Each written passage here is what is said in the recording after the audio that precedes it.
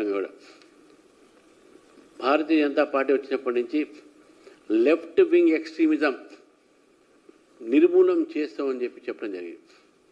దాని ఒక దిశలో ఆపరేషన్ ఖగార్ తర్వాత జరిగిన పరిణామాల్లో ఈరోజు మహారాష్ట్రలో చాలా పెద్ద పెద్ద మావోయిస్ట్ నేతలు వాళ్ళు సరెండర్ కావడం జరిగింది. Free left wing extremism free కంట్రీగా ఉండాలి అనేటువంటి మాట ఆ రోజు భారతీయ జనతా పార్టీ మా మేనిఫెస్టోలో పెట్టినాం. లెఫ్ట్ వింగ్ ఎక్స్ట్రీమిజంని నిర్మూలన చేస్తామని చెప్పినాం.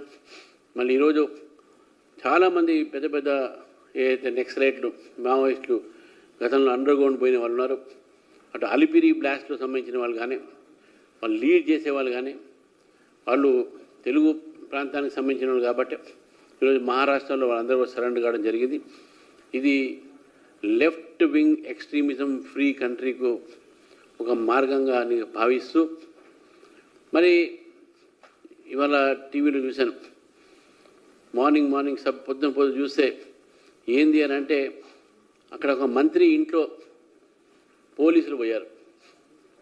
వాళ్ళ మంత్రి కూతురు వచ్చి బయట చెప్తా ఉన్నారు, మేము ఏం చేయలేదు, చేసిందంతా పెద్దలు ముఖ్యమంత్రితో సహా అందరి పేరు చెప్పుకుంటూ వీళ్ళు చెప్పడం జరిగింది.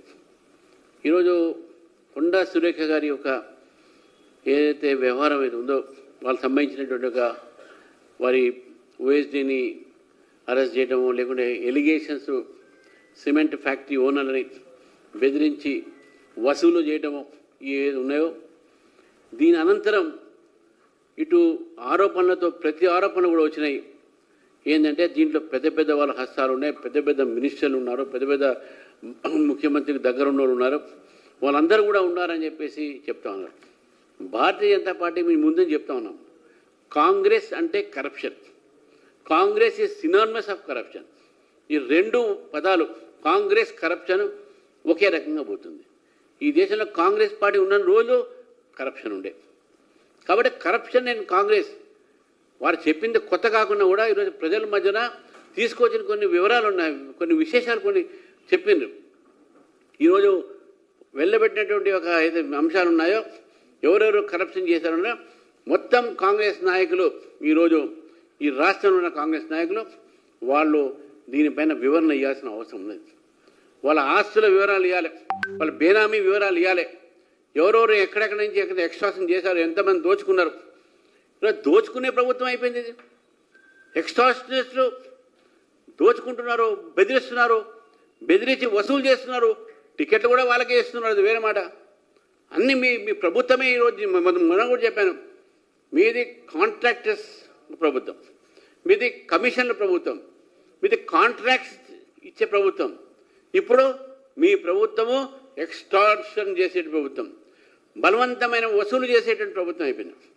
కాంగ్రెస్ పార్టీకు ఈరోజు కాంగ్రెస్ ప్రభుత్వాన్ని కూడా తెలంగాణ ప్రజలకు వివరణ ఇవ్వాల్సిన అవసరం ఉన్నది. మీ మీద ఆరోపణ చేసింది ఎవరో మామూలు వ్యక్తి కాదు, మీ స్వయాన మీ క్యాబినెట్లో ఉన్న మంత్రి కుటుంబ సభ్యులు చేశారు.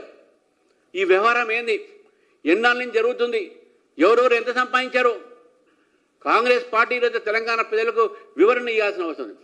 గత ప్రభుత్వం బీఆర్ఎస్ వాళ్ళు దోచుకున్నారు, వాళ్ళు ఇంకా ఇప్పుడు పంచుకుంటూనే ఉన్నారు, ఇంకా గొడవలు అవుతున్నాయి వాళ్ళ మధ్యన పంచుకుంటంలో.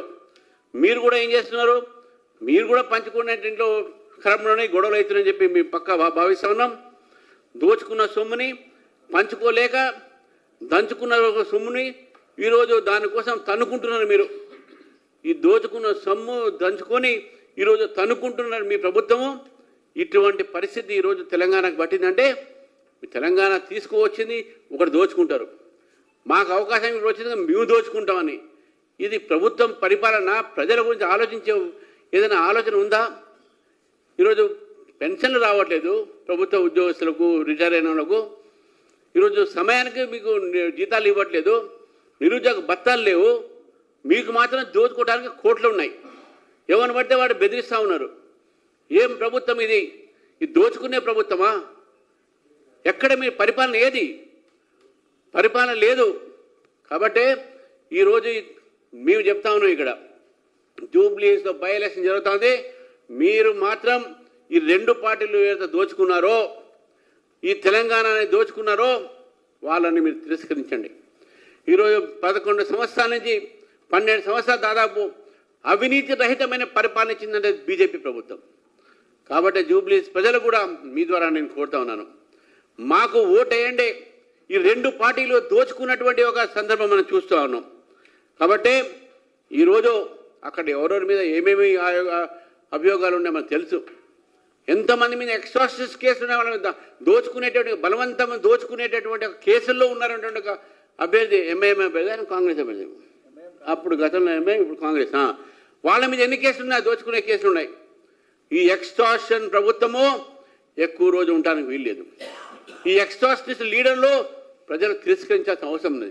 లేకుంటే మిమ్మల్ని దోచుకుంటారు, మిమ్మల్ని బెదిరిస్తారు. జూబ్లీస్ ప్రజలు చెప్తా ఉన్నాను, కాంగ్రెస్ పార్టీ నాయకుల తీరు చూడండి. తుపాకీలు పెట్టి బెదిరించి వసూలు చేస్తూ ఉన్నారు. జూబ్లీస్కు ఆ పరిస్థితి రాకూడదని చెప్పి ఈరోజు మీకు చెప్తా ఉన్నాం మిత్రులారా ఈరోజు. కాబట్టి జూబ్లీస్ ప్రజలు నిన్న జరిగినటువంటి ఒక కొండా సురేఖ సంబంధించినటువంటి కుటుంబంలో జరిగినటువంటి ఒక వివాదం ఉందో అది ముఖ్యమంత్రి దాకా వెళ్ళినటువంటి ఒక తీగ. కాబట్టి ఇవన్నిట్లో కూడా మీరు వాళ్ళకు ఉన్న అలవాటు ప్రకారము వాళ్ళ లాంటి వాళ్ళ డిఎన్ఏ ఉన్న వాళ్ళకి టికెట్లు ఇస్తారు. కాబట్టి Congress DNA is corruption, Congress DNA is extortion, Congress DNA is మిస్రూల్. కాబట్టి ఈ మూడింటిని కూడా మనం ప్రజలు గుర్తుపెట్టుకోవాలి. కాబట్టి ఈరోజు ఈ యొక్క మొత్తం ఏదైతే కొండా సురేఖ గారి అమ్మాయి ఏవైతే బయటపెట్టిందో దాని మీద విచారణ జరపాలి, ప్రజలకు వాస్తవాలు తెలపాలి. ఈ యొక్క ప్రభుత్వము ఏవైతే ఇంతవరకు అటువంటి పనులు చేసినారో వాళ్ళ మీద చర్య తీసుకోవాలని చెప్పేసి కూడా భారతీయ జనతా పార్టీ డిమాండ్ చేస్తూ ఉంది.